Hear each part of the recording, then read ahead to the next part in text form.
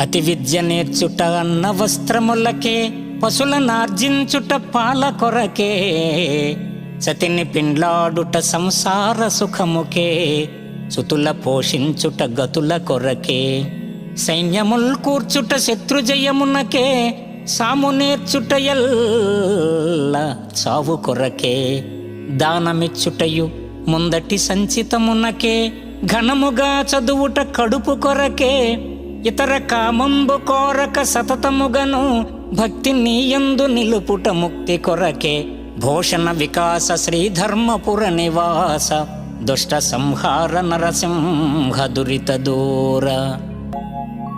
ఓ పరబ్రహ్మస్వరూపమా, విద్యలన్నీయూ భౌతిక జీవనానికే, పొట్టపోషణకే.